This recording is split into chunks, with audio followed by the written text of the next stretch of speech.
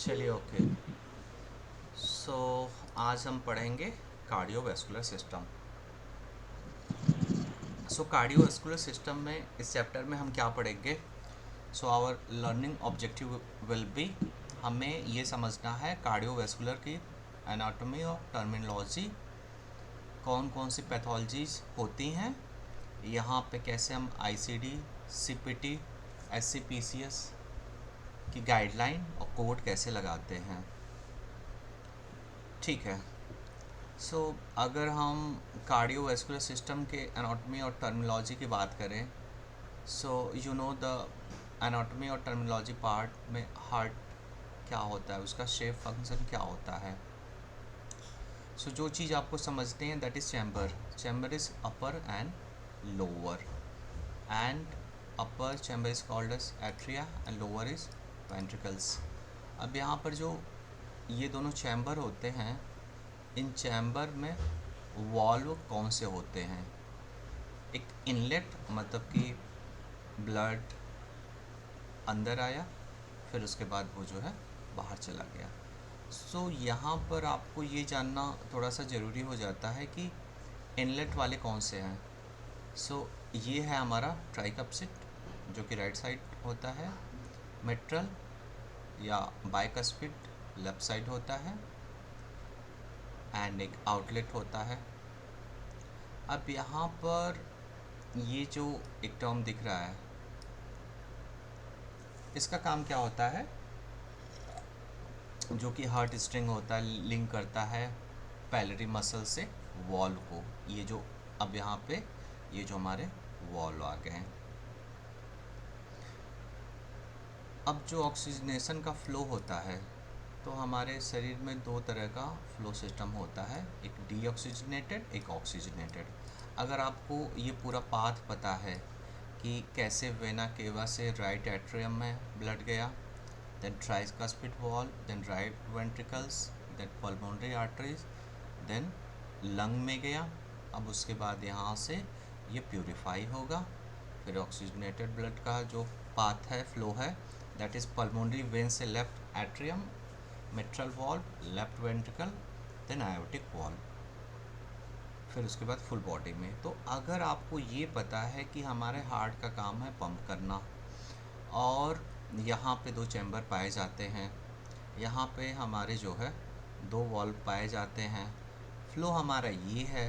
अब होता ये है कि अगर इस पाथ में कोई रुकावट आती है तो किस एनाटॉमिकल लोकेशन पे आती है, कहाँ पर आती है और कैसे आती है, यही यहाँ पे प्रोसीजर और डीएक्स बन करके आएंगे। That means this is heart का shape and function, two chambers, wall, then flow pathway. अब यहाँ पे जो इलेक्ट्रिकल कंडक्शन सिस्टम पाया जाता है that is in heart valve. अब ये होता है कौन कौन सा? अब यहाँ पे हमारा एक एसए नोड होता है, एक एवी नोड होता है, एक bundle of His and Parkinson's fibers. SA node is work like natural pacemaker.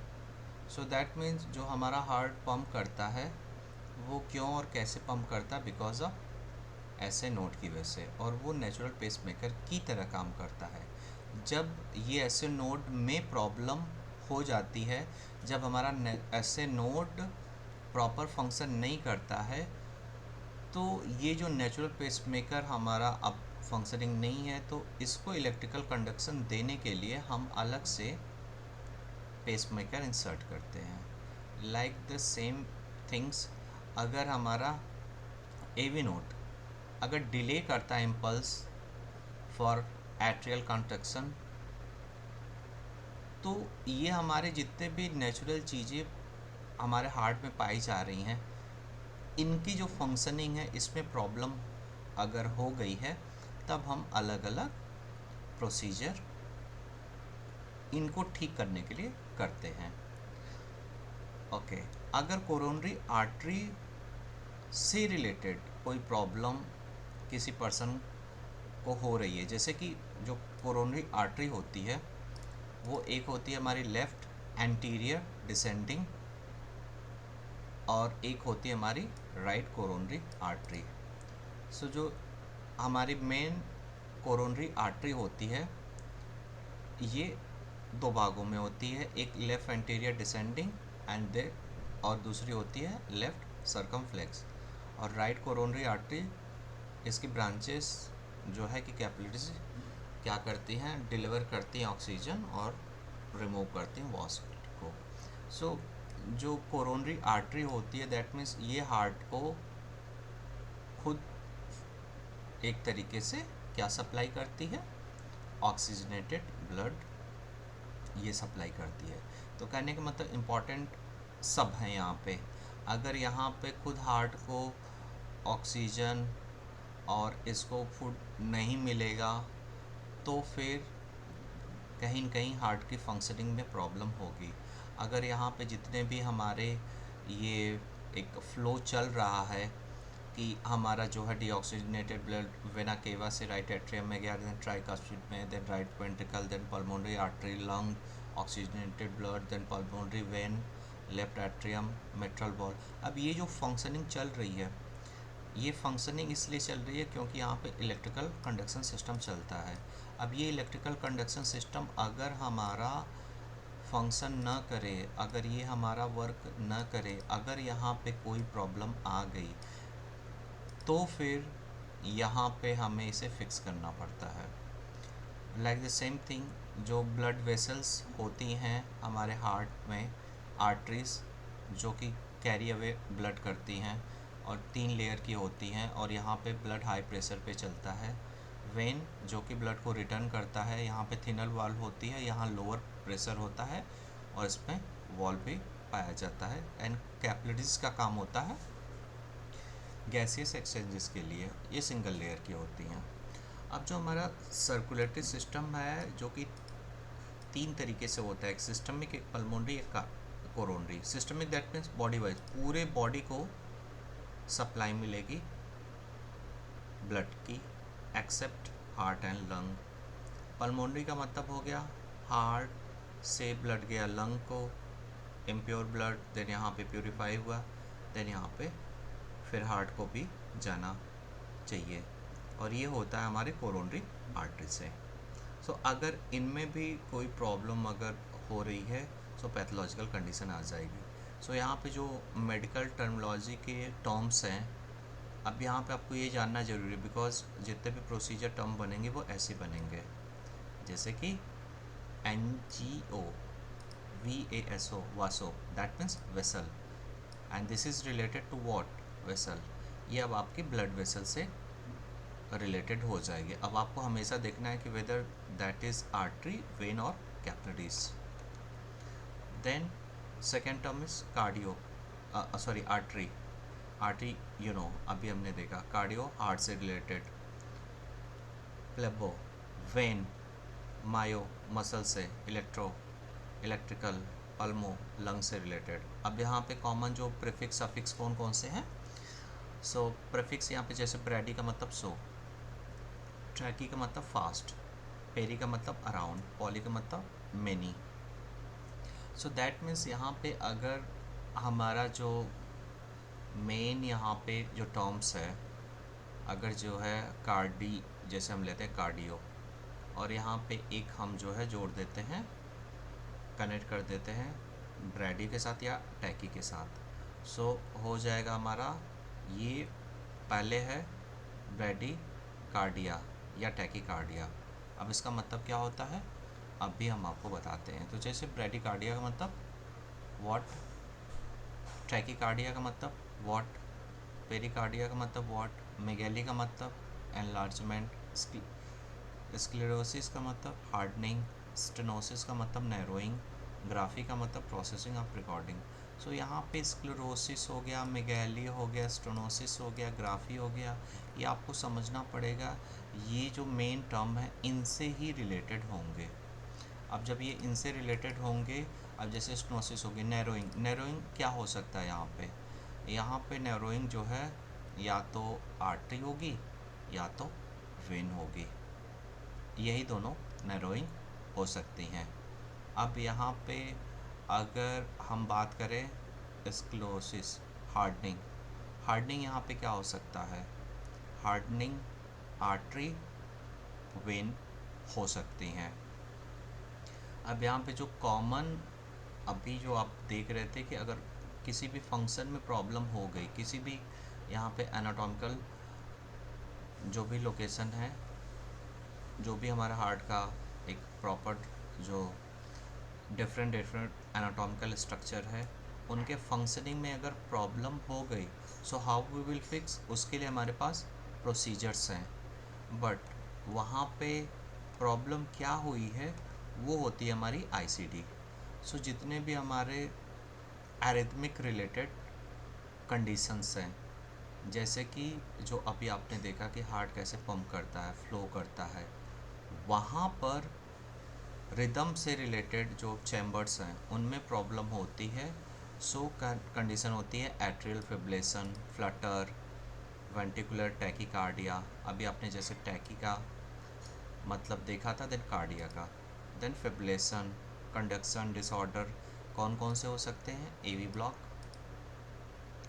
Bundle block, इसका भी मैं आगे बताऊंगा।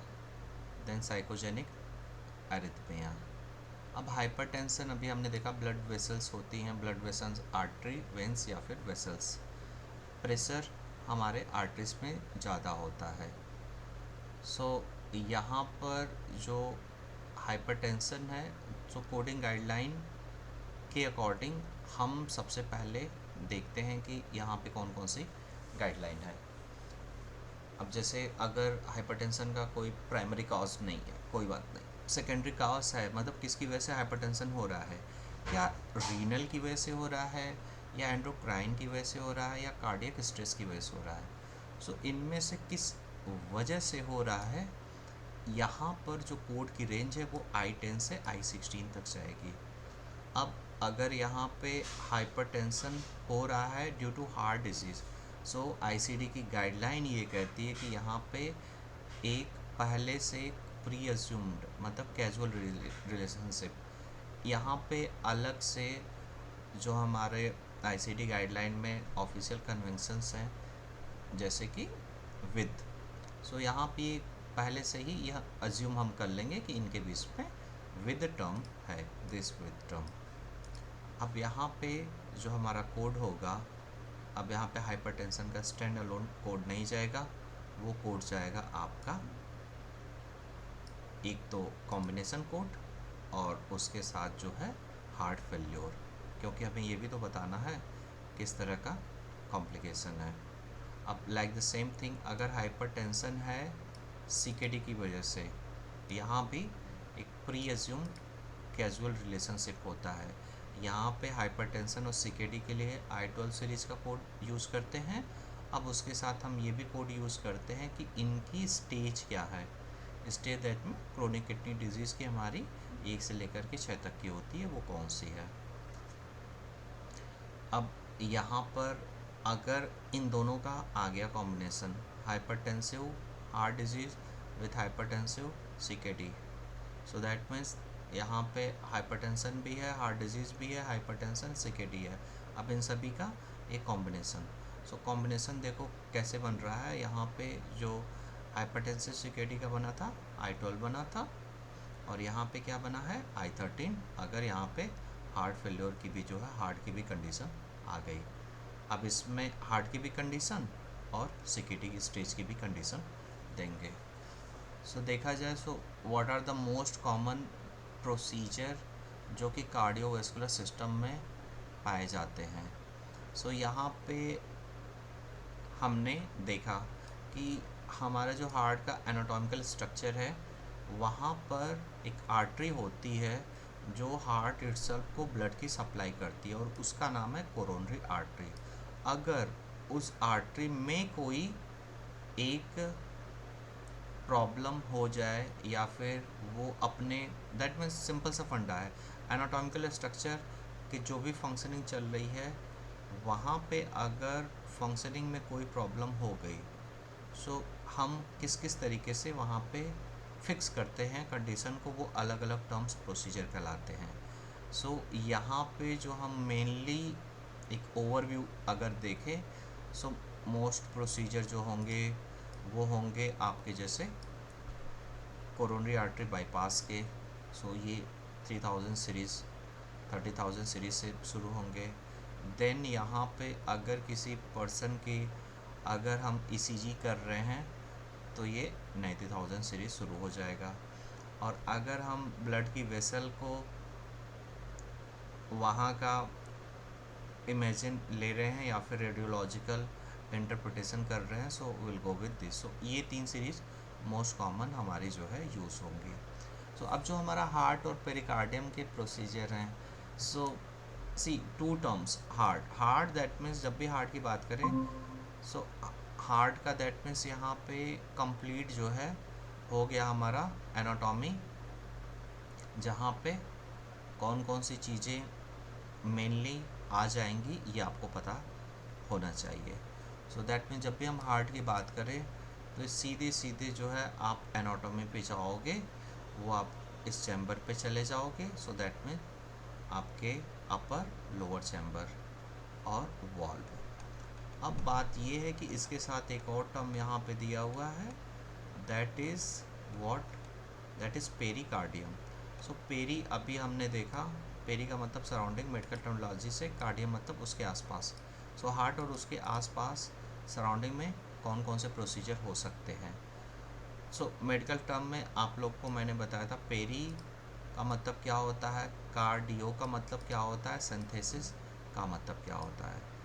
सो अगर आप यहाँ पे मेडिकल टर्म पता है, सो ये जो प्रोसीजर होता है इसमें क्या करते हैं, नीडल ड्रेनेज आप करते हैं pericardium fluid to treat cardiac tamponade, ठीक है। सो ये एक प्रोसीजर होता है हमारा जहाँ पे कार्डियक पेरिकार्डियल फ्लूइड को जो है हम ड्रेन करते हैं नीडल मेथड से। देन पेरिकार्डियल ड्रेनेज जहाँ पे कैथेटर का प्लेसमेंट करके लंबे समय तक फ्लूइड को ड्रेनेज करते हैं। एंड दिस मेथड, अब जो आपको सीपीटी की गाइडलाइन में समझना है कि ये कैसे परफॉर्म हुआ होगा। सो ये परक्यूटेनियस मेथड से, परक्यूटेनियस का मतलब क्या होता है, जो हमारे जितने भी प्रोसीजर्स परफॉर्म होते हैं इन्वेसिव और नॉन इन्वेसिव टाइप के, जहाँ पे हम जब भी कोई सर्जिकल प्रोसीजरल थिंग्स करने जाते हैं तो हमारी अप्रोच क्या है किसी भी प्रोसीजर को परफॉर्म करने की। सो परक्यूटेनियस में हम स्किन में प्रिक करके ओपन नहीं करते हैं स्किन को, छोटा सा एक प्रिक करके वहाँ समझो इंसर्ट करते हैं। सो कैथेटर का प्लेसमेंट, तो आपको यहाँ पे बस ये देखना है कि जैसे यहाँ पे पेरिकार्डियोसिंथेसिस हुई, सो we will code this CPT 33016 if needle drainage of which location, pericardial fluid। then cardiac का प्लेसमेंट कर रहे हैं परक्यूटेनियस मेथड से। अगर हमने यहाँ पर पेरिकार्डियोटॉमी यहाँ पे इंसिजन करके हम क्लॉट या फॉरेन बॉडी रिमूव कर रहे हैं, तब हम ये कोड करेंगे। और अगर यहाँ पे पेरिकार्डियोटमी हुई है, सर्जिकल रिमूवर, आप पेरिकार्डियम कर रहे हैं, so will code this thing.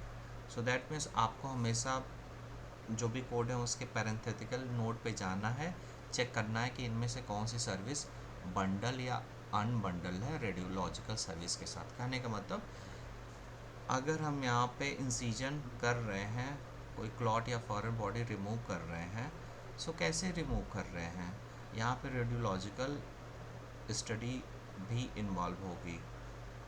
तो या फिर कैसे हम यहाँ पे कोई क्लॉट को अगर रिमूव कर रहे हैं तो कोई अलग से सर्विस है रेडियोलॉजिकल या फिर 90,000 सीरीज़ की, तो चेक करना है कहीं इस सीपीटी कोड में ही तो नहीं वो रेडियोलॉजिकल सर्विस बंडल्ड है या अनबंडल्ड है।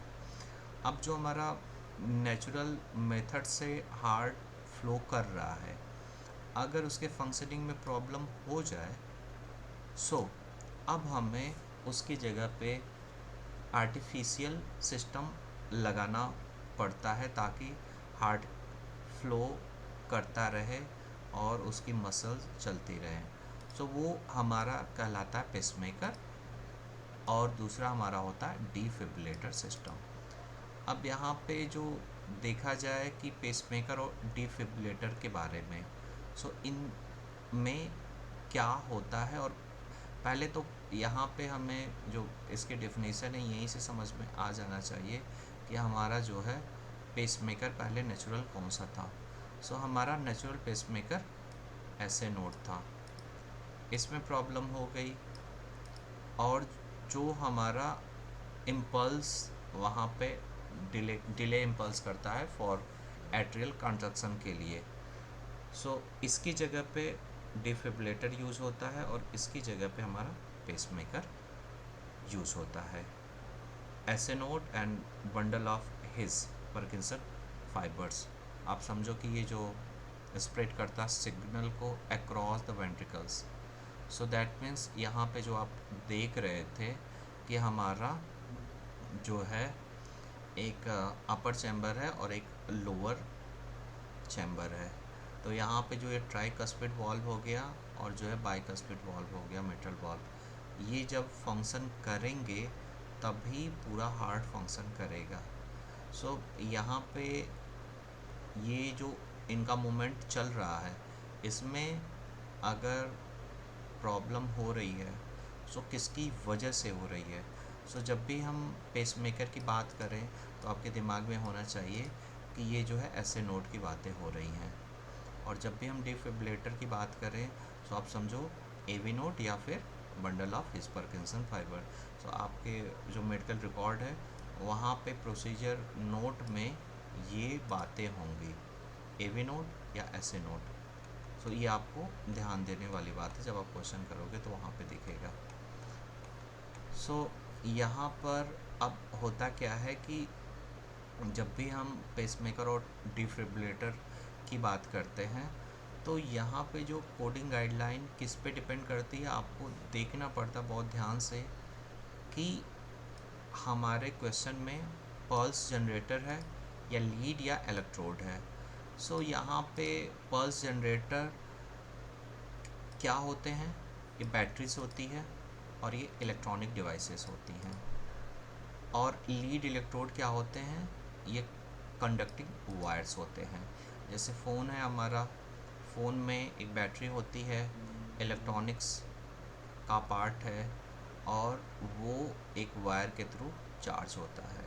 अब यहाँ पे कौन कौन से कोडिंग प्रोसीजर हो सकते हैं, अगर हमने पेसमेकर या डिफिब्रिलेटर को इंसर्ट किया है, रिपेयर किया है, रिप्लेसमेंट किया है, रिमूवल। सो आपका पहला काम होना चाहिए जब भी आप कोडिंग या प्रोसीजर कोड निकालोगे, so first see whether this is pacemaker और डिफिब्रिलेटर। अब उसके बाद आप चेक करोगे पल्स जनरेटर के बारे में पूछ रहा है या लीड या इलेक्ट्रोड के बारे में पूछ रहा है। अब प्रोसीजर के जो हमारे टाइप होंगे, इंसर्शन का है, मतलब कि यहाँ पे अभी पेसमेकर हम इंसर्ट कर रहे हैं, या फिर पेसमेकर को हम रिपेयर कर रहे हैं, या फिर यहाँ पे ये इंसर्ट हो गया है तो हम इसे रिप्लेस कर रहे हैं। रिपेयर में क्या हो सकता है, यहाँ पर लीड इलेक्ट्रोड्स को चेंज करना होता है, या फिर यहाँ पे बैटरी चेंज करना होता है। बट इंसर्शन तो फर्स्ट टाइम होता है, या फिर पूरी तरीके से न्यू डिवाइस लगती है। रिप्लेसमेंट में हम क्या करते हैं, पूरा माल फंक्शन हो गया या कोई और प्रॉब्लम है। रिमूवल में due to any reason fit नहीं हो पा रहा है या फिर सही से वो आउटपुट नहीं दे रहा है, so that is removal. So you have to always check for this. अगर हमारा सिस्टम यहाँ पे पेसमेकर का है या फिर डिफिब्रिलेटर का है, सो यहाँ पे डिफिब्रिलेटर को हम इम्प्लांटेबल डिफिब्रिलेटर भी बोलते हैं। सो ये कैसे हमारा प्लेस होता है, आप इसको ऐसे देखो, इम्प्लांटेबल डिफिब्रिलेटर या तो ट्रांसवर्स या तो सबक्यूटेनियस। सो ट्रांसवर्स एनाटॉमिकल जो लोकेशन होती है उसके अकॉर्डिंग आप इस चीज़ को समझो कि यहाँ पे दो ही अप्रोच होती हैं। तो आप देखोगे कि हमारा जो ये इम्प्लांट हुआ है ट्रांसवेनस है या फिर सबक्यूटेनियस है, उसके अकॉर्डिंग आप कोड पे जाओगे। देन पेसमेकर की अगर बात होती है तो यहाँ पे आप चेक करोगे कि हमारा जो पेसमेकर है टेम्परेरी है या परमानेंट है। सो टेम्परेरी परमानेंट में क्या अंतर होता है, अगर आप टेम्परेरी की जगह परमानेंट या और परमानेंट की जगह टेम्परेरी लगा दिए तो आप एक गलत कोडिंग कर दोगे। सो कई बार क्या होती है कि पेशेंट के जो कार्डियक कंडीशन है that is appropriate, but due to other comorbid condition इस हार्ट की कंडीशन कहीं न कहीं अब नॉर्मल हो जाती, या फिर हार्ट में इशू आ गया कि वो सही से फंक्शन नहीं कर रहा है। सो उसकी हार्ट बीट को मेंटेन करने के लिए फॉर टाइम बीइंग हम टेम्प्रोरी पेसमेकर लगाते हैं। जैसे कि पेशेंट को डायबिटिक है और उसको उसके साथ साथ किडनी की भी प्रॉब्लम है, एंड उस पर्सन को कार्डियक रिलेटेड प्रॉब्लम नहीं है, but because of that renal manifestation and due to the diabetes he got complication because of these two condition। अब वहाँ पे क्या है कि अब अगर हार्ट बीट स्लो हो रही है या फिर ऐसा लग रहा है कि जो हार्ट को पंप करना चाहिए वो सही से अपना फंक्शनिंग नहीं कर रहा, so in that condition we are using temporary. अब आपको देखना है कि ये सिंगल चैम्बर का है या डुअल चैम्बर का है। ये बहुत ही इम्पॉर्टेंट टर्म है। You have to always check pacemaker is temporary और परमानेंट, सिंगल चैम्बर और डुअल चैम्बर। और अगर हम जब भी बात करते हैं आईसीडी की, तो आईसीडी को हमने जो है ट्रांसवेनस लगाया है या फिर सबक्यूटेनियस। सो यहाँ पे अगर मल्टीपल कोड आ गया तो आप चेक करोगे जैसे कि रिप्लेसमेंट ऑफ ड्यूअल सिस्टम। अब यहाँ पे फिर मॉडिफायर भी आ जाएंगे, जैसे कि पेसमेकर एक बार उसने जो है सिंगल चैम्बर में लगाया, फिर डुअल में, और उसके साथ आईसीडी का भी यूज़ कर रहा है। अब यहाँ पे हमने अभी पेसमेकर और इसकी देखी बात। अगर यहाँ पे कोई वॉल्व रिलेटेड प्रोसीजर आ रहा है, so you have to always check. यहाँ पे हमारा जो चैम्बर है उसकी बातें हो रही हैं, अब यहाँ पे हमारा वॉल्व आ गया। सो वॉल्व का क्या हो रहा है, रिपेयर हो रहा है, या फिर वॉल्व रिंग का हो रहा है, या फिर वहाँ पे मैकेनिकल या बायोलॉजिकल रिप्लेसमेंट हो रहा है। सो आपको हमेशा ये चेक करना है। ट्रांसकैथेटर आयोटिक वॉल रिप्लेसमेंट ये बहुत ही इम्पॉर्टेंट एक प्रोसीजर होता है, TAVR, that means transcatheter aortic valve replacement. अब यहाँ पे कोड रेंज 33361 से 69 तक जाती है। अब यहाँ पे आपको ये देखना होगा कि ये प्रोसीजर कैसे परफॉर्म किया गया है, या तो परक्यूटेनियस होगा या तो ओपन अप्रोच होगा। ये आपके इम्पॉर्टेंट थिंग्स हैं। सर हाँ। सर जैसे अगर बीच में क्वेश्चन जैसे दे दिया हम्म। कि ट्रांस के तहत एरोटिक बल्ब रिप्लेसमेंट के फीचर्स क्या क्या है, हाँ, तो सर ऐसे हम याद थोड़ी ना रखेंगे, या हमें कैसे कहाँ से पता चलेगा सर, या हम बुक में कैसे सर्च करेंगे? ठीक है। आपकी जो बुक होगी ना, ये बुक में गाइडलाइन, जब भी ये वाला कोड आप लीड करोगे ना, तो उसके सामने ये वाली एक हेडिंग होगी। सर नहीं, कोड नहीं दिया है, मान लीजिए हमें हमें सिर्फ उसकी फीचर्स दिए, जैसे आपने क्वेश्चन डिजाइन करे हैं ना, हाँ मैं हाँ। अकॉर्डिंग टू आपके क्वेश्चंस के बोल रही हूँ। तो सर कोड नहीं दिया हुआ है, ओनली उसके फीचर्स सर बोला है। थ्योरी दे हाँ, रखी है। थ्योरी दिया है, तो सर हम कैसे फाइंड आउट करेंगे? जब सिनेरियो आएगा तो तो आप। जैसे उसमें एक प्रोटॉन, हम्म सर एक प्रोटॉन वाला क्वेश्चन था, हम्म प्रोटॉन बीम करके। हम्म। तो सर उसको उसमें सर बीम कोड्स कैसे तो कोई नहीं मतलब। दिए थे, उसमें खाली फीचर्स दिए हुए थे, हमें उन फीचर्स में से सेलेक्ट करना था। चलो मैं उसको भी बताऊंगा, ठीक है। अभी इसको ख़त्म कर लूँ, फिर मैं उसको भी बताऊंगा, ठीक है। देखो, कोई भी क्वेश्चन आएगा, ओके सर। ऐसा है नहीं कि वो आपकी बुक या फिर जिस चैप्टर का है उसके बियॉन्ड हो, घूम फिर करके वहीं पे रहेगा, ठीक है। घूम फिर कर वहीं पे रहेगा, ठीक है। सो अब जैसे इसका ये हो गया परक्यूटेनियस और ओपन अप्रोच हो गई। और यहाँ पे अगर मान लो कि कार्डियो पल्मोनरी बाईपास हो रहा है, तो मॉडिफायर 62 जा सकता है। क्यों जा सकता है? क्योंकि हो सकता है यहाँ पे एक से ज़्यादा सर्जन इन्वॉल्व हों। अदर कोड क्या हो सकते हैं? जैसे कि आयोटिक सर्जरी हो सकती है, ट्राइकस्पिड वॉल्वोप्लास्टी हो सकती है, मिट्रल वॉल्व हो सकता है।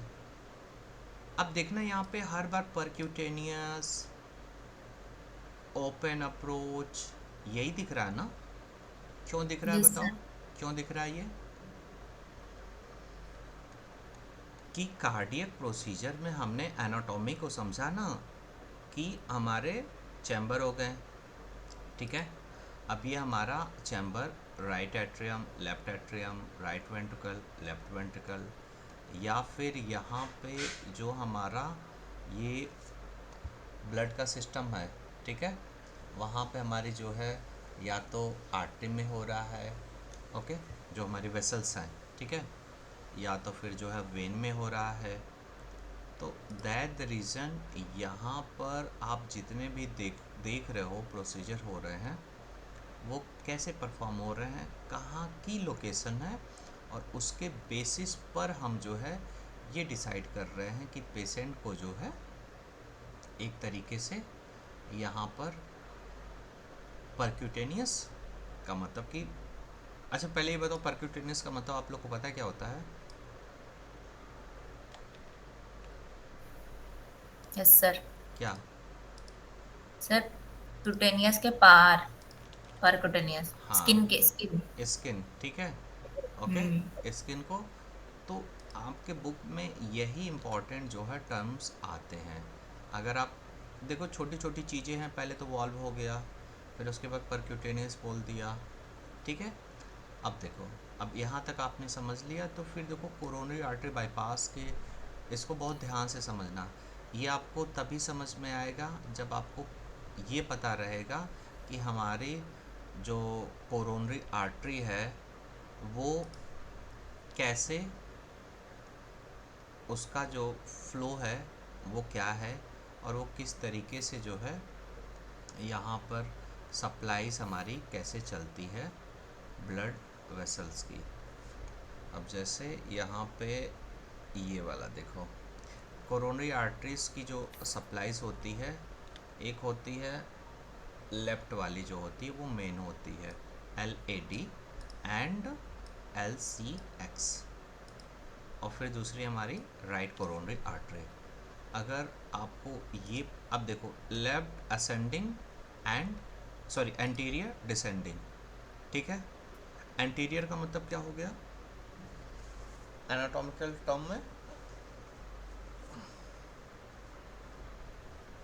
एंटीरियर सर, पोस्टीरियर पीछे होता है, एंटीरियर आगे, आगे से जो फेस। फ्रंट डायरेक्शन, ठीक है, ओके। एंड क्या सर? डिसेंडिंग मतलब?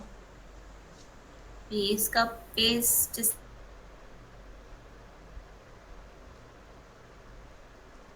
देखो एनाटॉमी इसमें बहुत इम्पॉर्टेंट हो जाती है, ओके, कि असेंडिंग और डिसेंडिंग को लेकर के अगर ये आपको इसका पता है तो फिर ये चीज़ें बड़ी ही आसान हो जाएंगी। देखो लेफ़्ट एंटीरियर डिसेंडिंग आर्टरी क्या होती है? यही होती है आपकी मेजर कोरोनरी आर्टरी, जो कि सप्लाई करती है blood to the front of the left side of the heart, including anterior wall of the left ventricle and the septum. अब एट द सेम टाइम आपको ये भी पता होना चाहिए कि ये आपका जो लेफ्ट वेंट्रिकल होता है इसका फंक्शन क्या होता है? लेफ्ट वेंट्रिकल का फंक्शन क्या होता है बताओ? सर ऑक्सीजनेटेड ब्लड को पूरी बॉडी में वो करना, मतलब राइट। ट्रांसपोर्ट करना। तो अगर यहाँ पे लेफ्ट वेंट्रिकल का फंक्शन ये है, अब इसको ही अगर ऑक्सीजन की सप्लाई ना मिले तो क्या होगा? इसकी फंक्शनिंग अफेक्ट हो जाएगी। इतनी बात समझ यस में आ सर। गई? तो कई बार क्या होता है, ये जो कोरोनरी आर्टरी में ब्लॉकेज हो जाता है, सो क्या होता है कि हमें बाईपास सर्जरी करनी पड़ती है। अब बाईपास सर्जरी में होता क्या है कि हम किस तरीके से कौन सी आर्टरी को कहाँ से ले करके जा रहे हैं, यही होता है हमारा कोरोनरी आर्टरी बाईपास। अगर हमने यहाँ पे वेन पे लगाया तो वेनस ग्राफ्ट, आर्टरी पे लगाया तो एट्रियल ग्राफ्ट, कॉम्बिनेशन किया इन दोनों का, तो इसमें क्या होता है कि एक एडॉन कोड आएगा और एक एट्रियल का सेट आएगा, क्योंकि अब आर्टरी वेन दोनों हो गए ना, तो ये दोनों वाली हो गई। एग्जाम्पल जैसे 2 आर्टरी 2 वेंस। अब आपको यहाँ पर इस क्वेश्चन को करने के लिए बुक में एक अलग से अपेंडिक्स दिया हुआ है, जहाँ पे हमारे बॉडी में जो जितने भी ये आर्टेरियल और वेनस सिस्टम है, कितनी ब्लड वेंस पाई जाती हैं, उनके बारे में कंप्लीट दिया हुआ है। तो वहाँ से आपको हेल्प लेना पड़ेगा। हम क्वेश्चन करेंगे तो मैं उसे बताऊंगा। अब ये है कि ये तो ग्राफ्ट का हो गया, हार्वेस्ट कहाँ से कर रहे हो, ये भी तो बात होती है ना। कि यहाँ पे तो चलो ठीक है, आपका यहाँ पे ये हो गया, कोरोनरी आर्टरी का पता चल गया, यहाँ पे इश्यूज़ है और इससे हमें जो है ब्लॉकेज है। तो बाईपास अब कहाँ का किया ये तो बता दिया, कहाँ से ले रहे हो, अपर एक्सट्रीमिटी से ले रहे हो या फिर वेन से ले रहे हो या यहाँ से ले रहे हो। तो पहले चेक करो ग्राफ का टाइप क्या है, अप्रोच ओपन है या एंडोस्कोपिक है, ये आपको देखना पड़ेगा। अब यहाँ पे जो हर यहाँ पे जो भी एक काउंट करना होता है ना, वहाँ पे ये किसके बेसिस पे होता है, इसके बेसिस पे। क्या मतलब हुआ इसका, मतलब एनास्टोमोसिस, इस टर्म का मतलब क्या हुआ,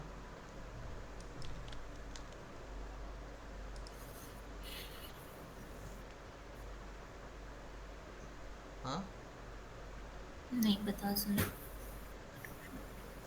ओके। देखो ना, जब नहीं समझ में आता है तो इसको जो है बस ऐसे तोड़ लो, मेडिकल टर्मिनोलॉजी चेक कर लो।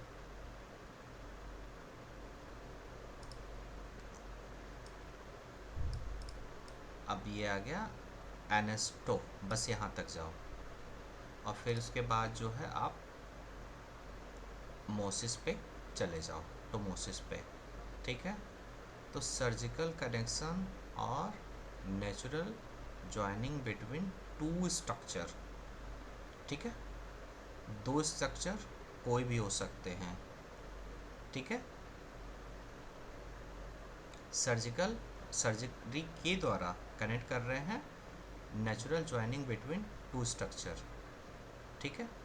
जैसे कि यहाँ पर इंटेस्टाइन का ये जो है कर रहे हैं, ठीक है। अब जैसे ये ब्लड वेसल का भी जो है हो सकता है, ठीक है।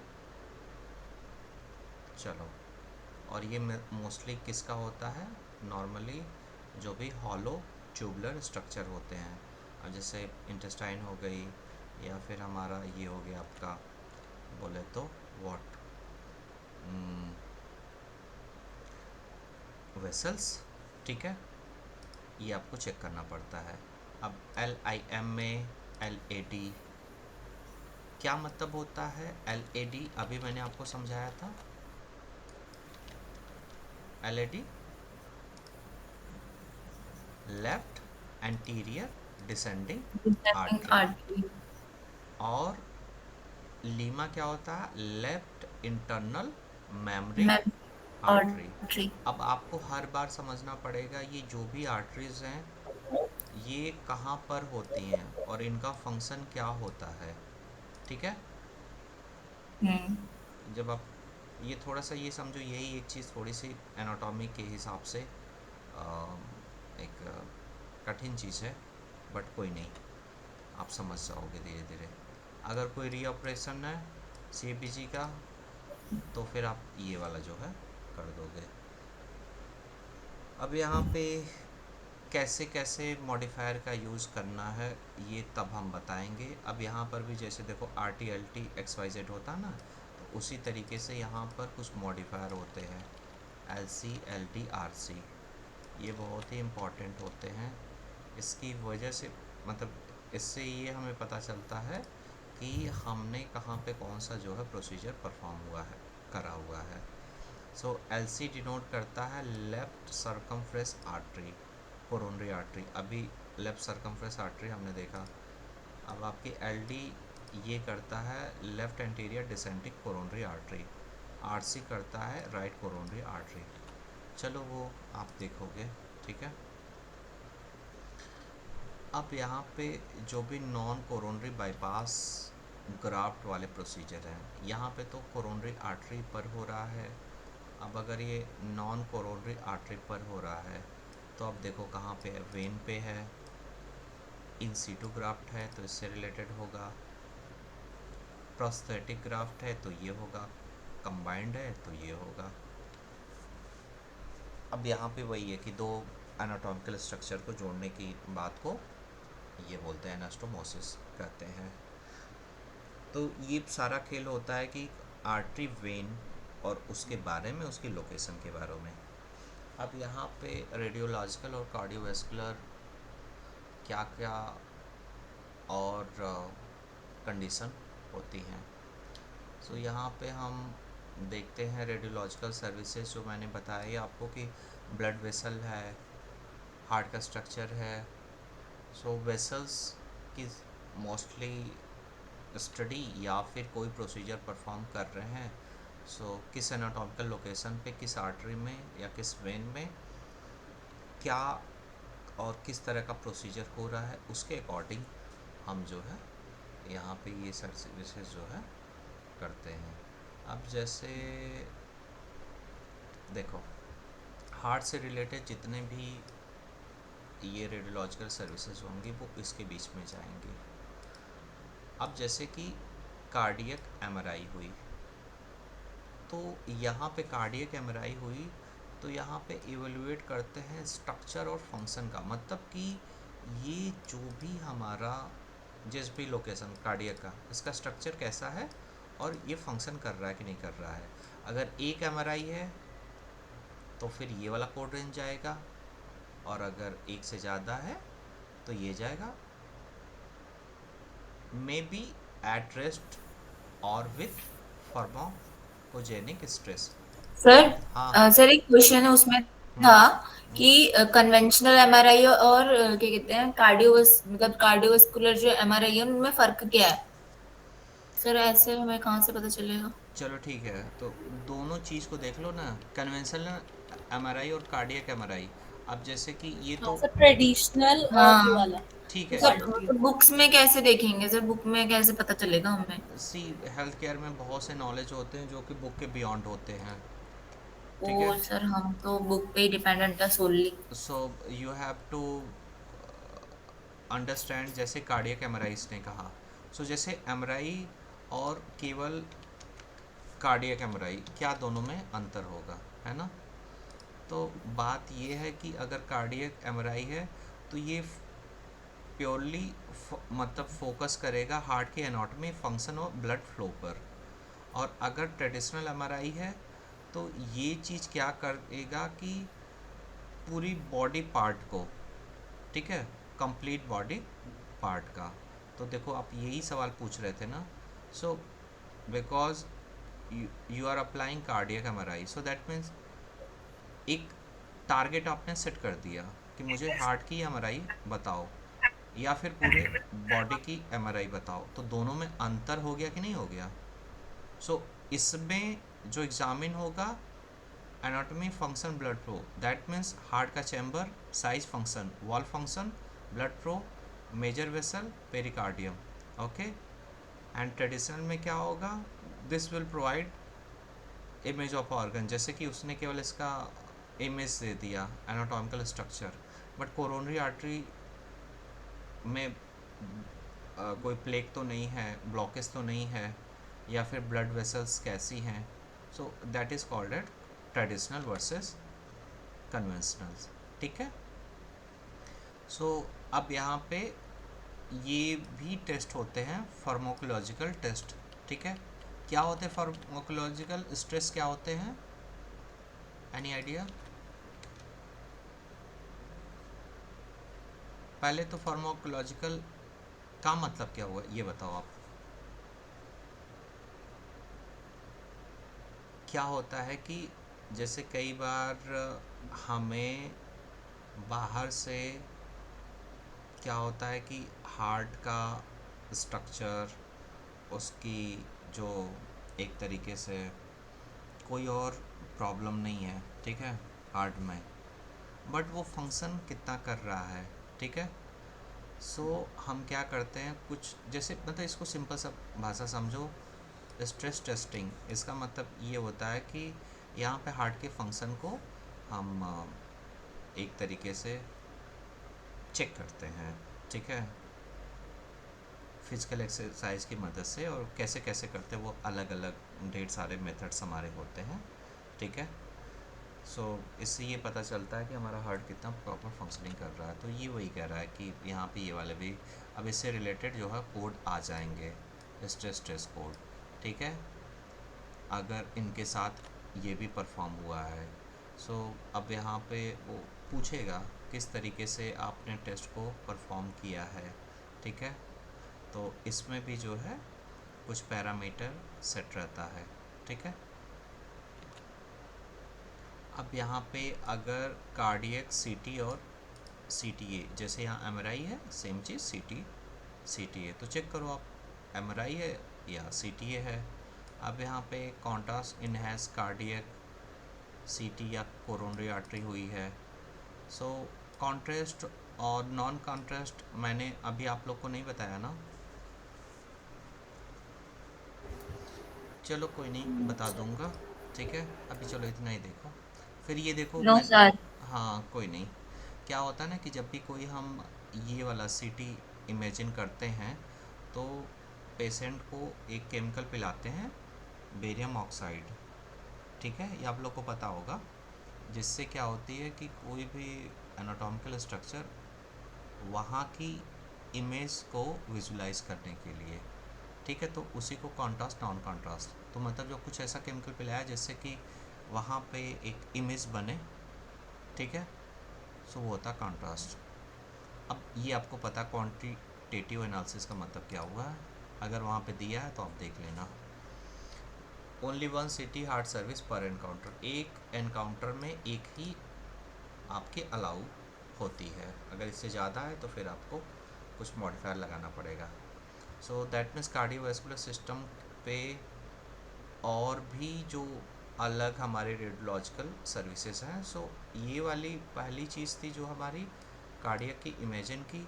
अब पूरे सिस्टम पे क्या क्या चीज़ें हो सकती हैं, जैसे कार्डियक एसपी सीटी, ठीक है, मायोकार्डियल परफ्यूजन इमेजिन, अब आपको पढ़ना पड़ेगा।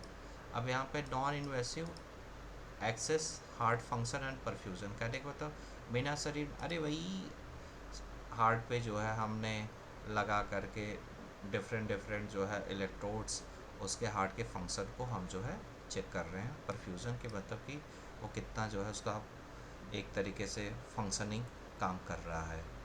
अब यहाँ पे रेडियो एक्टिव सब्सटेंस या फिर ये कैमरे का यूज़ कर रहे हैं, can be done as rest and stress. अब जैसे स्ट्रेस का मतलब है कि इसको दौड़ा करके, भगा करके, ट्रेडमिल पे या फिर एक्सरसाइज करा करके, पता मतलब हार्ट की फंक्शन को दो कंडीशन में, दौड़ा के, भगा करके हार्ट के फंक्शन को टेस्ट करना, या रेस्ट पोजीशन में। So you have to check always. So stress code इसके बीच में जाता है। अब कार्डियक ब्लड पूल इमेजिन कि जो ये पूरा का पूरा जो हार्ट का ब्लड का पूल हो गया मतलब कंप्लीट, उसका हम जो इमेजिन करते हैं। Radio active material in heart chamber, इसमें है कि नहीं। फिर उसके बाद इजेक्शन फ्रैक्शन, इजेक्शन फ्रैक्शन का मतलब क्या होता है कि जो हार्ट के चैम्बर हैं उनको वो कितना ब्लड सप्लाईज कर रहे हैं, या फिर कितना परसेंट जो है ब्लड जो बॉडी को रिक्वायर्ड है, क्या वो उतना पंप कर पा रहे हैं कि नहीं। सो यहाँ पे ये वाले कोड आते हैं। Like the same thing PET scan के कोड इससे रिलेटेड हो जाएंगे। यहाँ पे मायोकार्डियल मेटाबॉलिज्म और ब्लड फ्लो देखते हैं। अब यहाँ पे कई बार glucose analogous to assess coronary artery disease, तो ग्लूकोज के भी जो हम एनालिसिस कर लेते हैं और कोरोनरी आर्टरी के भी। अब हार्ट से संबंधित मेडिसिन की सर्विसेज क्या हो सकती हैं, जैसे therapeutic, that mean patient having a condition and यहाँ पर पेशेंट को ट्रीट कर रहे हैं which is related to cardiovascular services. So CPR आप लोगों ने सुना होगा, अगर किसी पेशेंट को सीपीआर दिया जा रहा है सो ये कोड होगा। अगर किसी पेशेंट का एक्सटर्नल कार्डियोवर्जन हो रहा है सो ये कोड होगा, इंटरनल है तो ये है। So what do you understand by cardioversion, any idea?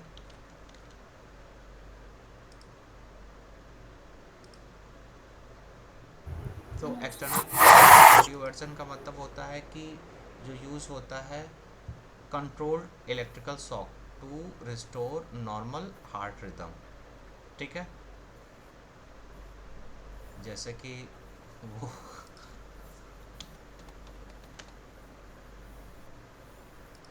ये देखो, कई बार नहीं आयरन से कर देते थे, बॉलीवुड की पुरानी पिक्चरों में दिखाता था, ठीक है। शौक देते थे, शौक हाँ देते हाँ, थे। वही वही वही, ठीक है। अब यहाँ पे कह रहा है कि don't report internal cardioversion code like इनके साथ, तो ये आपको वहीं पे सीधे दिख जाएगा। What you understand bye thrombolysis, क्या मतलब होता है?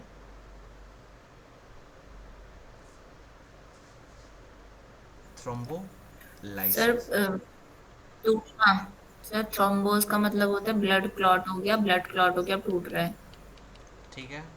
सो यहाँ पे आप अगर टर्म को ब्रेक डाउन करो, सो एक टर्म है यहाँ पर आपका थ्रोम्बस, देन लाइसिस। लाइसिस का मतलब होता है break down, but what is thrombus hmm. Condition is that sir blood clot. In sir blood. In sir thrombus का मतलब ये होता है। हाँ हाँ। सो ये जो ब्लड क्लॉट होता है ये मूविंग होता है कि नॉन मूविंग होता है, इसका सबसे मेन कैरेक्टरिस्टिक ये होता है,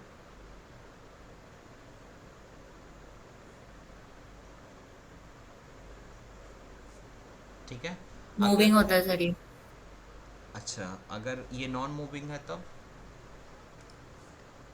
सर आर्थरोस्क्लेरोसिस भी हो सकता है वो तो। अगर ये मूविंग हुआ, नॉन मूविंग हुआ तो फिर क्या हुआ?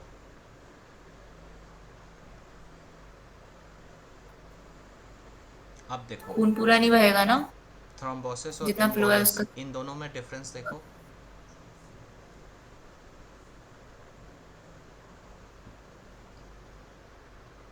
हम्म। एक है। हेलो,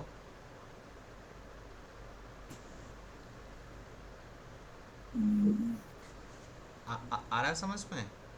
तो ये जो आपका हम्म। ब्लड का क्लॉट है, ठीक है, अगर ये अब यहाँ पे अगर ये इंट्रा कोरोनरी द्वारा हो रहा है या फिर आईवी इन्फ्यूज़न से, कैसे हम क्लॉट को हटा रहे हैं, ठीक है। सो आपको चेक करना पड़ेगा। अब यहाँ पे इसको करने के लिए आपको इन जो भी आर्टरीज या ब्लड वेसल्स हैं, जब भी ब्लड वेसल की बात करो तो समझो तीनों चीज़ें आ जाएंगी, आर्टरी, वेन या फिर वेसल्स। तो उसको भी तो हमें विजुलाइज करना ही होगा ना कि कहाँ पे यहाँ पे इन्फ्यूज़न दोगे, तो वहाँ पे फिर ये वाली सर्विसेज आ जाती हैं, और ये पर वेसल के लिए होती हैं, एक वेसल के लिए होती हैं। अब आपकी हो गई परक्यूटेनियस कोरोनरी इंटरवेंशंस। क्या मतलब हुआ इसका, इंटरवेंशन का मतलब?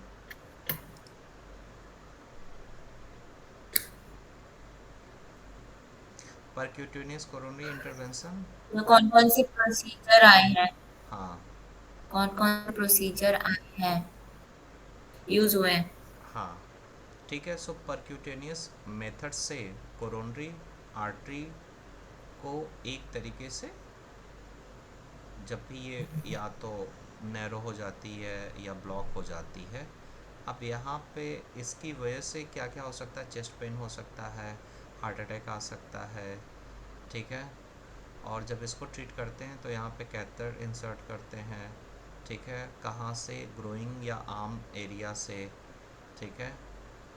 सो इसका जो मेन एम होता है पीसीआई का, इम्प्रूव करना होता है ब्लड फ्लो को, heart blood flow to the heart muscle by opening block या नैरोड कोरोनरी आर्टरी को without restoring open heart surgery, ठीक है। हार्ट मसल को एक तरीके से ऑक्सीजनेटेड ब्लड मिलता रहे। सो उस समय जो कोरोनरी आर्टरी होती है वहाँ पे जो प्रोसीजर परफॉर्म करते हैं वो होता है आपका पीसीआई। सो अब या तो ये आपका बलून एंजियोप्लास्टी मेथड हो सकता है या फिर स्टेंट इम्प्लांटेशन या दूसरी टेक्निक। सो बलून में वही है कि जैसे ये आपकी ये वेसल्स है, ये नैरो हो गई, यहाँ पे हमने एक स्टेंट इम्प्लांट कर दिया, तो इसका मतलब कि ये तो इसको सपोर्ट करेगा। बलून डाल के फुला दिया तो जो पतली दबी हुई थी ये वाइडनिंग हो जाएगी, या फिर दूसरी कोई टेक्निक जैसे कि प्लेक रिमूव कर दिया गया, या फिर ब्रैकियोथेरेपी जहाँ पे हमने रेडिएशन का इस्तेमाल किया है, ठीक है। सो ये वाली जो है कहीं न कहीं हमारी एक तरीके से पीसीआई मेथड ये होता है। तो पीसीआई में ये वही कह रहा है कि या तो आप बलून एंजियोप्लास्टी करोगे या फिर आप जो है सीधे सीधे एथरेक्टोमी करोगे, स्टेंट का प्लेसमेंट, या फिर एथरेक्टोमी प्लस स्टेंट का। तो आपको हमेशा ध्यान से देखना पड़ेगा। सो यहाँ पे एक ही बेस प्रोसीजर होगा, इनमें से मान लो एक के साथ दो चीज़ें हो रही हैं तो पहला कौन सा है, और यहाँ पे किस आर्टरी पे परफॉर्म हुआ है वो उसके मॉडिफायर आपको देना पड़ेगा। फिर देखो मॉडिफायर यहाँ पे आ गए, एल सी एल डी, ठीक है, ये आ गया। So left circumflex coronary artery, left anterior descending coronary artery, left main coronary artery, right coronary artery, या फिर हेमस। अब ये वाले जो कोड होते हैं मोस्टली इनके साथ ही जाते हैं, ठीक है। और this is related to PCI, ठीक है।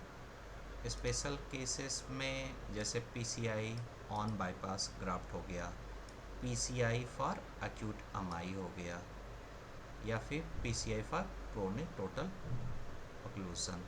सीक्वेंस क्या होता है इसमें, हमेशा पीटीसीए लेते हैं, परक्यूटेनियस कोरोनरी आर्टरी, फिर स्टेंट के साथ दूसरी चीज़ें जो हुई हैं। अब यहाँ पे अगर cardiography, that means study of cardiac, और स्ट्रेस टेस्टिंग का मतलब वही कि जैसे हमने उसमें पढ़ा था फीटल स्ट्रेस टेस्ट में कि उसके सारे ऑर्गन सही से फंक्शन कर रहे हैं कि नहीं काम कर रहे हैं। अब जैसे हार्ट की चैम्बर्स हैं तो ज़रूरी नहीं कि every time patient will go for radiological interventions या फिर उसके ब्लड वेसल का हम जो है सीटी एमआरआई कराएं। कई बार फंक्शन से भी हम इस चीज़ को जानने की कोशिश करते हैं।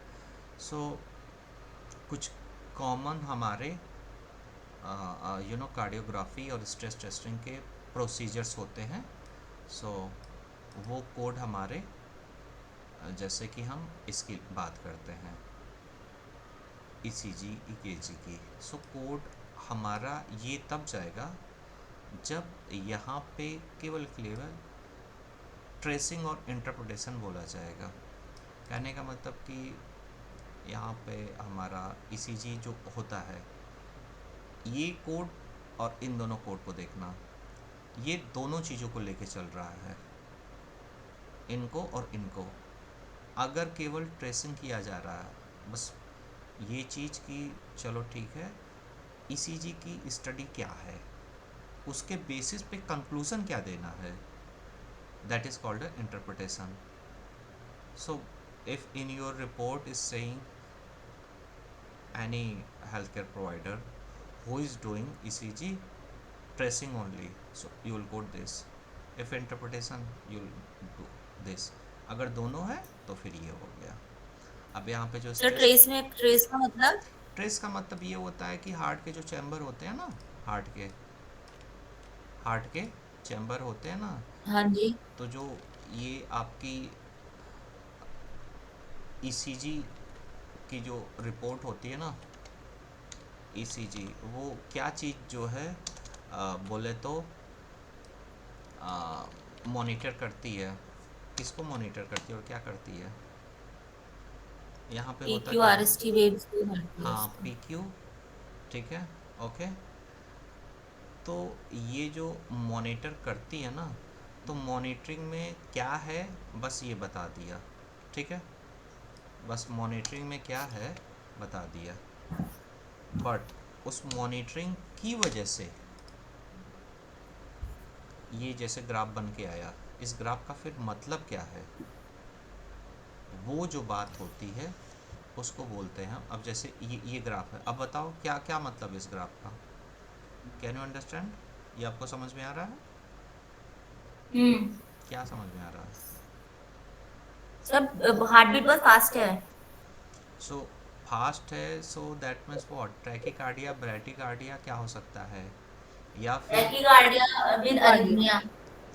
But at the same time if you know इसका और भी मतलब एक साथ मल्टीपल जो भी हार्ट के जितने भी फंक्शन है ना आपका, चैम्बर के हो गए, वाल्व के हो गए और पल्स रेट हो गया, अगर तीनों एक साथ यहाँ पे तीन स्टडी आ रही है, सो उनके उनको मिला करके एक कोई तो किसी एक कंक्लूज़न पे फिजिशियन जाएगा ना, सो उसको बोलते हैं इंटरप्रिटेशन, ठीक है। यहाँ पे केवल ट्रेस किया गया है, ये मतलब होता है।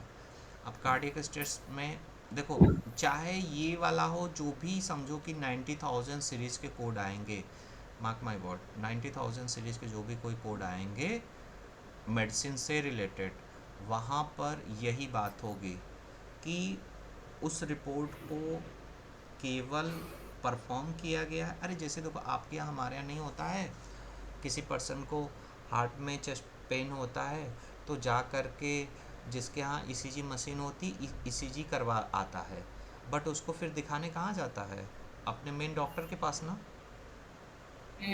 तो ये वही वाली बात हो गई कि यहाँ पे सुपरविज़न बस हमने दिखा लिया, बट उसके बेसिस पे डॉक्टर क्या डिसीजन ले रहा है कि वो अब उस ग्राफ को देखेगा, उसके बेसिस पे वो एक जजमेंट बनाएगा कि यहाँ पे अब नॉर्मल हार्ट रेट है, that might be risk to what, cardiac condition. Patient. हाँ, सो दैट द रीज़न ये ज़रूरी हो जाता है कि कौन सी सर्विस दी गई है। अगर दोनों सर्विस है तो फिर आप चेक करो कौन सी है। अब उसके साथ एक और कंडीशन यहीं पे, मतलब ये सारी हार्ट की मॉनिटरिंग कंडीशन है, होल्टर मॉनिटरिंग। सो यहाँ पे हमने क्या चेक किया कि योर जो चार चैम्बर है वो कैसे वर्क कर रहे हैं। इससे हम ये पता लगाएंगे कि चारों चैम्बर में जो ब्लड का फ्लो है वो हमारा, या ओवरऑल सॉरी जो ओवरऑल फंक्शनिंग है वो कैसा चल रहा है। नाउ ये चीज़ तो समझो कि किसी एक कंडीशन में हो सकती है जहाँ पे स्ट्रेस पेशेंट को दौड़ा करके भगा करके टेस्ट कर रहे हैं, या फिर उसे नॉर्मल कंडीशन में, ये मान लो कि इंसान को बहुत स्ट्रेस है, या फिर कई बार होता है ना कुछ ऐसी खबरें आ जाती हैं या कुछ ऐसी हार्ट ब्रेकिंग कंडीशन जहाँ पे इंसान को हार्ट अटैक में भी आ सकता है, तो होल्टर सर मॉनिटर। शेफाली जरी वालों को आया था। हाँ सर अभी एक एक्ट्रेस को हाँ आया हाँ ना हाँ वो। बिल्कुल बिल्कुल, हाँ हाँ, जो आजकल नहीं ये चल रहा है, देख रहे हो ना आप। सो होल्टर मॉनिटर में क्या करते हैं कि मिनिमम 24 घंटे से 48 घंटे तक इनके हार्ट को मॉनिटर करते हैं, यहाँ पे वो सब कुछ चीज़, चाहे हार्ट का चैम्बर हो, चाहे हार्ट का वाल्व हो, चाहे वहाँ पे इजेक्शन फ्रैक्शन हो, मसल्स हो, या फिर ब्लड का वॉल्यूम हो, एवरीथिंग विल मॉनिटर मिनिमम यहाँ से लेके यहाँ तक। अगर ये 12 घंटे से कम की सर्विस हुई है तो फिर बाय डिफ़ॉल्ट रिड्यूस सर्विस हो गई, that means then we will use modifier 52। So this is very important things, मतलब ये आपको याद होना चाहिए, ठीक है। अब फिर कार्डियक डिवाइस एवेलुएशन क्या मतलब हुआ, what do understand by this term cardiac device evaluation? Sir ECG में जो डिवाइस लगी है उसको हम इंटरप्रेट कर लेंगे, या फिर शायद पेसमेकर कैसा काम कर रहा है। ठीक है, अब जो भी नई कार्डियक डिवाइस छोटी मोटी आती हैं, है ना, जैसे आपका ये हो गया हाँ सर, पेसमेकर हो गया। Pacemaker and implantable cardio defibrillators. हाँ, तो हार्ट में जो भी डिवाइस लग रही हैं उसके बेसिस पे जो एवेलुएशन आ रहा है उसको हम बोलते हैं, ठीक है। सो वो वाले जो हमारे कोड होते हैं वो सारे आ, कौन से कोड होते हैं, अब ये पर प्रोसीजर के बेस पे, पर प्रोसीजर का मतलब एक दिन में एक सर्विस हुई है या दो सर्विस हुई है, ठीक है। अगर सॉरी हाँ, अगर ये एवरी 90 डेज़ पे है तो फिर ये वाला कोड, ठीक है। रिपोर्ट एवरी 90 डेज़ पे, 30 डेज़ पे है तो ये है, ठीक है। अब यहाँ पे don't report in person, remote interrogation same period, ये जब क्वेश्चन करोगे तब समझ में आएगा। तो कहने का मतलब है कि कोरोनरी आर्टरी में 1 बेस कोड होता है, एड ऑन कोड को ज़रूर चेक करो, मॉडिफायर को देखो, और फिर उसके बाद जो है यहाँ पे बंडलिंग अनबंडलिंग को चेक करो। और जैसे ये वाला था रिड्यूस सर्विस है तो मॉडिफायर 52 दो। तो जो यहाँ पे मॉडिफायर हैं वहाँ पे थोड़ा सा समझ लो आप। 22 का मतलब इंक्रीज प्रोसीजरल सर्विस, इसका मतलब कि टाइम कंज्यूम ज़्यादा कर रहा है जो कि होना चाहिए नहीं था, कोई भी अनयूजुअल सिचुएशन हो सकती है। मॉडिफायर 26 और टीसी में जो आप लोग अंतर पूछ रहे थे उसको अभी समझो। जैसे कि 26 का मतलब ये हुआ कि when only supervision plus interpretation provided, equipment का नहीं। कहने का मतलब है कि यहाँ पे जो हम यही वाला काम कर रहे थे, दिस वन, ठीक है, हमने केवल इसका ये कर दिया, ट्रेस करके छोड़ दिया, ठीक है। अब यहाँ पे जब ट्रेसिंग और इंटरप्रिटेशन कंप्लीट हो रहा है तब जा कर के दैट मीन्स वो प्रोफेशनल सर्विस हो रही है, ठीक है। अब केवल बस ईसीजी करके दे दिया, बस ईसीजी करके दे दिया तो वो चीज़ टेक्निकल वाली हो गई, ठीक है। A both component perform in provider own office, तो कई बार क्या होता है ना, जैसे समझो ये वाली बात, प्रोवाइडर के ऑफिस में ये सर्विसेज नहीं होती हैं, ठीक है, बट अगर वो कर रहा है तो दैट रीज़न उसे ये देना पड़ता है। 51 मल्टीपल प्रोसीजर, ठीक है, 2 या 2 से ज़्यादा जो है यहाँ पे समझो कि नॉन ENM वाली सर्विसेज, मतलब ये मॉडिफायर वहाँ जाएगा जहाँ ENM नहीं, सीधे प्रोसीजर वाली बातें हैं। पर सेशन का मतलब जहाँ सर्जिकल चीज़ें हो रही हैं।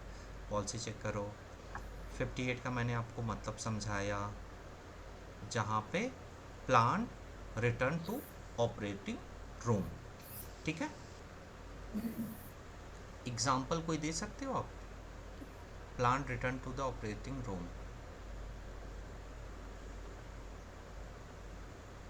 मान लो कोलोनोस्कोपी हुई, एक पॉलिप निकाला, बाकी दूसरे पॉलिप को निकालने के लिए बाद में बुलाया, तो उसी से रिलेटेड हो गया ना, ठीक है। डिस्टिंक्ट जो कल मैं आप लोग को बता रहा था, ठीक है। Separate service on same day, ठीक है। एग्जाम्पल मैंने आपको बताया था, 2 हमने इंजेक्शन दिए हैं या फिर 2 हमने एक तरीके से एक राइट हैंड पे एक लेफ्ट हैंड पे, तो वो डिस्टिंक्ट प्रोसीजर सर्विस होगी, बट एनाटॉमी तो हैंड हैंड की ही है लेफ्ट राइट में। ये रिपीट प्रोसीजर होते हैं, same provider same procedure same day, different provider same procedure same day, बस इतना अंतर होता है। ठीक है, अब ये हो गया आपका unplanned return to operating room. Okay, और यहाँ पे हम क्या देख रहे थे, plan return to operating room, बस इतना हो गया। यहाँ प्लान होकर के आ रहा है, यहाँ अनप्लान होकर के आ रहा। मान लो यहाँ पे, अनप्लान का एग्जांपल बता दीजिए। हाँ जैसे यहाँ पे वही हो गया कि दो पॉलिप निकालने थे, एक पॉलिप निकाल दिया, अब दूसरा पॉलिप निकलवाने के लिए आ रहा है, तो ये हो गया। अब जो दूसरा वाला पॉलिप निकाला, उसके बाद वहाँ पे ब्लीडिंग शुरू हो गई। ठीक है, सो जब ब्लीडिंग शुरू हो गई, वो भी बाद में, या फिर वहाँ पे कोई कॉम्प्लिकेशन हो गया, तो रिलेटेड उसी से ही है, तो उसी डॉक्टर के पास आएगा। So that is unplan. अब यहाँ पे जैसे कि यहाँ पे उसी सेम एनाटॉमिकल लोकेशन पे, अब अनरिलेटेड प्रोसीजर का मतलब यहाँ पे ये हो जाएगा कि चलो यहाँ पे जो पॉलिप आप कोलन हम कर रहे थे, उसके साथ साथ हमारे ईसोफेगस में जो है इन्फेक्शन हो गया, सो दैट इज़ अनरिलेटेड प्रोसीजर। या फिर मान लो कि उसके साथ हार्निया, सॉरी इसके साथ हमने हार्निया भी जो है, अब उसको हार्निया आ गई, हार्निया हो गया, या फिर अपेंडिक्स में इन्फेक्शन हो गया, सो अनरिलेटेड है।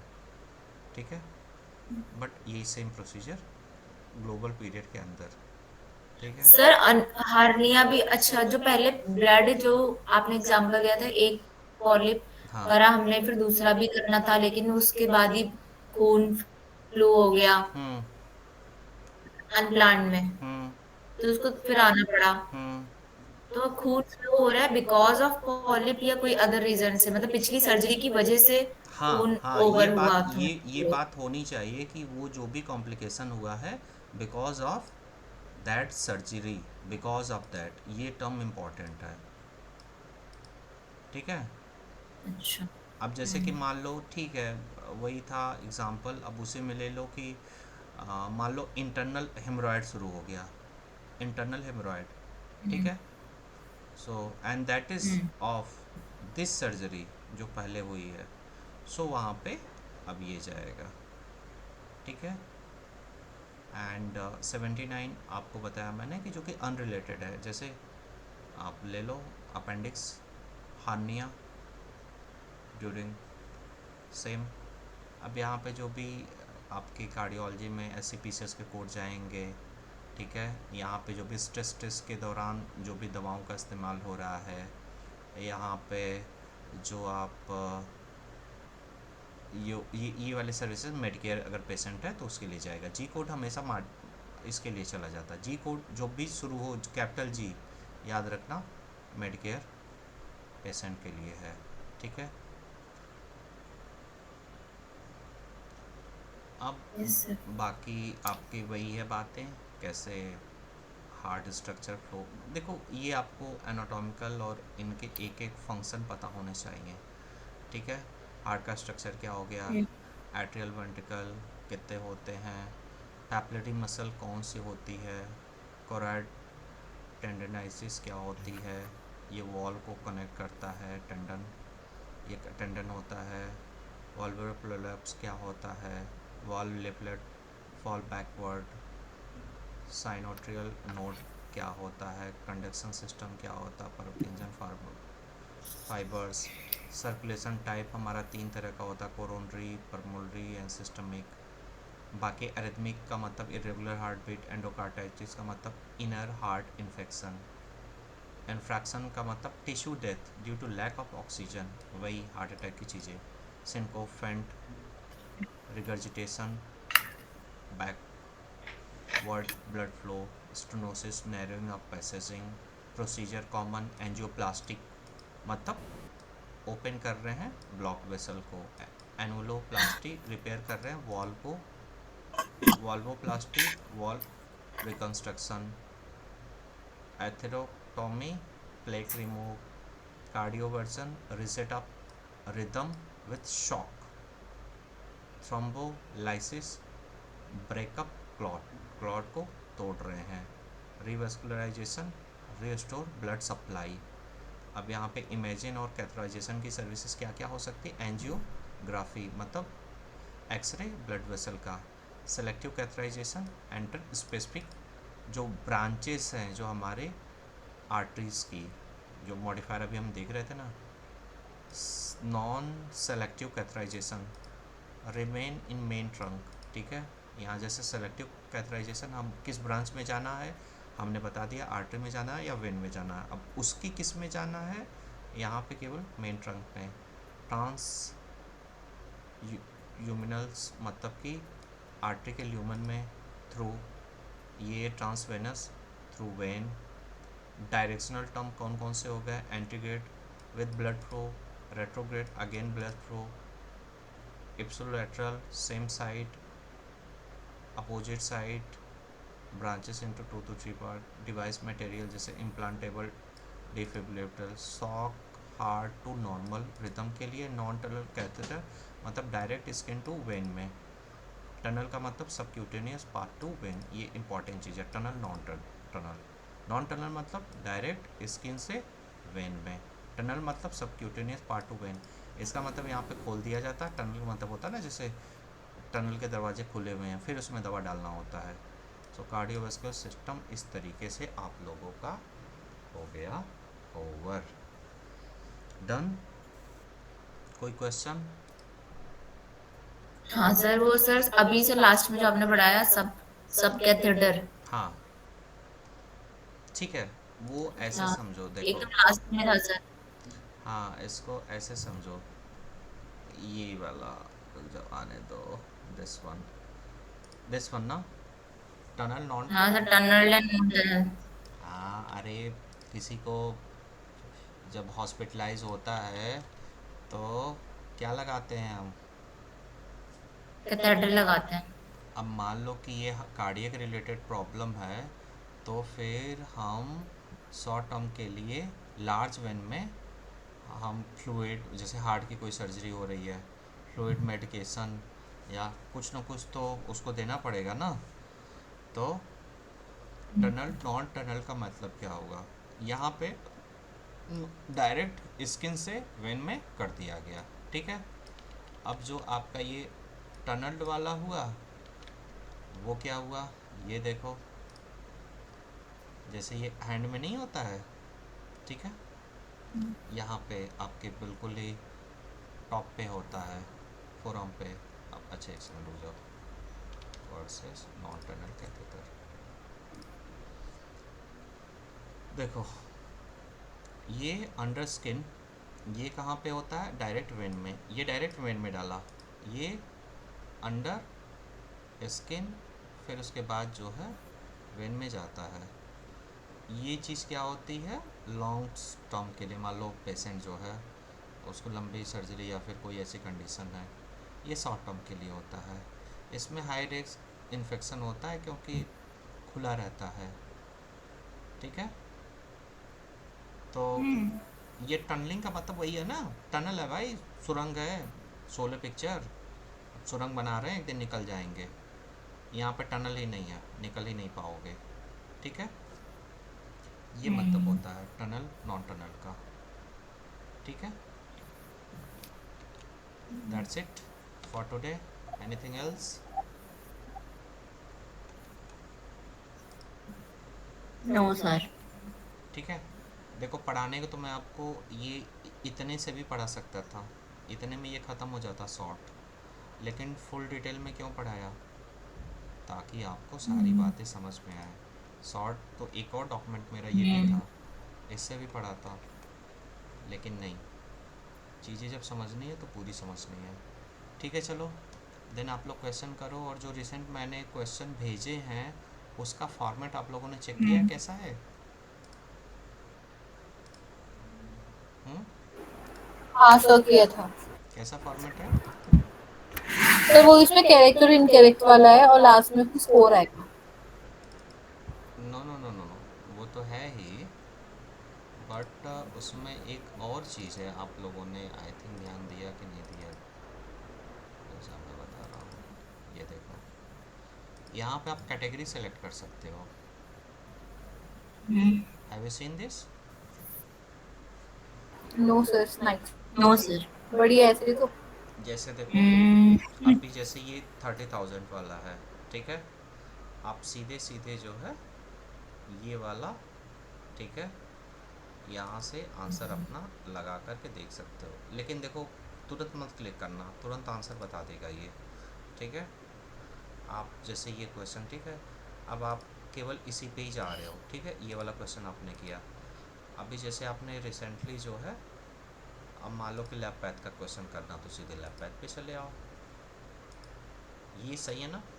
जब दैट मीन्स आप बढ़िया है सर। सब पढ़ लोगे, तो देखो 10,000 सीरीज से लेकर के 60,000, then ENM, anaesthesia, radiology, lab path, medical terminology के, जैसे आप लोग कहते हो ना कौन से क्वेश्चन ऐसे होने चाहिए, एनाटॉमी के ये रहे क्वेश्चन, ICD 10 CM से डायरेक्ट क्वेश्चन, SCPCS के ये कॉब, अब इससे कॉम्प्लायंस और रेगुलेटरी से इतने क्वेश्चन हो गए, कोडिंग गाइडलाइन से इतने क्वेश्चन हो गए, ठीक है।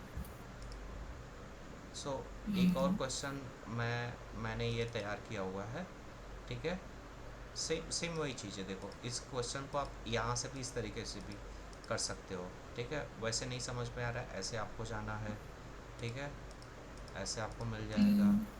फिर एक और क्वेश्चन आप लोग के लिए मैंने तैयार किया हुआ है, वो है यहाँ पर, जैसे देखो ये रहा, जितने भी गाइडलाइन है, देखो 202 क्वेश्चन है, ये आपने फ्लिप किया, अगले क्वेश्चन पे चले गए। जैसे कितने टाइप के एक्सक्लूड नोट पाए जाते हैं ICD 10 CM में? सर, हाँ, जो आपने पीडीएफ भेजी थी ना, उसमें तो कुछ क्वेश्चंस हमारे मतलब आंसर उसके गलत थे। तो सर ये वाले तो सारे सही होंगे ना जो भी आप भेज रहे हैं अब? देखो ये सर हम कैसे गलत हैं कैसे सही हैं, व्हेन वी विल सी, जब उस पर हम रैशनले करेंगे तब जाएंगे, ठीक है। वही सर, अंटिल आपने ही बताया था ना कि कुछ कुछ इसमें गलत है। नहीं, गलत नहीं थे, वो जो सिक्वेंसिंग है ना, ठीक है, सीक्वेंस का वो है। जैसे ये जो डॉक्यूमेंट है, नोट्स मैं इनसे बनाता हूँ ना, बोले तो क्वेश्चन एक जगह तो है ही ओरिजिनली स्टोर्ड, बट उस क्वेश्चन को कैसे, अब जैसे 202 क्वेश्चन है, एक मैं लिस्ट आपको पकड़ा दूँ, आपको नहीं समझ में आएगा। इनमें से मान लो किसी चीज़ को उसने जो है एक रॉन्ग जो है चूज़ कर लिया, पिकअप कर लिया, मशीन ही तो है ना, AI कितने % एक्यूरेट है। सो उसमें से मतलब ये समझो कि जो आप कह रहे हो गलत, बिल्कुल हम उसे चेक करेंगे गलत है ना, बट अगर आप ये मान के चलोगे गलत है, तो वो चीज़ दिमाग में गलत परसेप्शन बनाएगी। You can cross check with the answer, आप उसका रेशनल निकालो, क्यों नहीं निकलेगा, बुक है हमारे पास, है ना। अब देखो ये 202 क्वेश्चन है, और ये सारे क्वेश्चन देखो ICD से रिलेटेड है, मैं आपको बता रहा हूँ, ICD एंड सर आपने ना एक सीरीज दी है, उसमें सब वो भी है, फिल इन द ब्लैंक्स वगैरह, वो कैसे हाँ। होंगे? वो भी फिर बुक से होंगे? देखो वो जो मैंने बोला ना, इसमें मेडिकल कोडिंग में सारी चीज़ें, बुक क्या मतलब कि आपको मेडिकल टर्मिनोलॉजी आनी चाहिए और क्या। अब जैसे देखो, ये तो है आपके उसी बुक का ही है क्वेश्चन, ठीक है, ये बुक का ही है, ठीक है। तो पहले आने तो दो क्वेश्चन, ओके। जैसे secondary diabetes is always what cause by and the condition event, अब ये वाली चीज़ आपकी गाइडलाइन में लिखी हुई है, तो अभी आप करते जाओ, ओके, फिर आपको समझ में आएगा कि ये वाले आंसर कहाँ से आ रहे हैं, ठीक है। सो और फिर जैसा मैम बोल रही थी कि उसमें कुछ क्वेश्चंस ना वो वैसे हो रहे हैं, आंसर शीट से अनमैच्ड हो रहे हैं। अच्छा, अनमैच है तो आप मुझे वो वाला जब सेशन लेंगे तब हम बताएंगे ना, जब हम वो सेशन अच्छा लेंगे, जब आप दिखाओगे, तब उसके बाद हम बात करेंगे उस पर, ठीक है। अच्छा, मतलब सर हम पहले सारे क्वेश्चंस कर पहले कर लेंगे, लो, उसके हाँ उसके पहले बाद हम करो। डिस्कस करेंगे। हाँ देखो, मतलब कि वहाँ पे आपको जो मिल रहा है उसको तो पहले देखो, जो चीज़ नहीं है, ठीक है, क्या नहीं है, उस पर हम बाद में जाएंगे, ठीक है। तो नहीं, कुछ क्वेश्चंस तो आपने डिस्कस भी कर लिए, मतलब हमने आपको बताया भी और आपने डिस्कस भी करा है सर। हाँ हाँ, तो हम इसलिए कह रहे हैं आंसर का बस कि सीक्वेंस आगे पीछे होगा, ठीक है। सर आंसर में नहीं है, वो हमने अच्छे से कोड्स पढ़ा भी था। अच्छा, अरे कोड्स जो कोड डिलीट हो चुके हैं उसकी बात करो ना आप। जो कोड डिलीट हो चुके हैं वो भी मैं समझाऊंगा। अभी आप पहले जो सामने सामने कोड है उसको निकालो, ठीक है, स्टेप बाय स्टेप जाओ। See from the first day till today कुछ तो चीज़ें समझ में आ रही होंगी, कुछ तो क्लियरिटी होगी। Yes sir. Question yes sir. है ना, सो बस अभी आप उतना ही करो, ठीक है। ओके,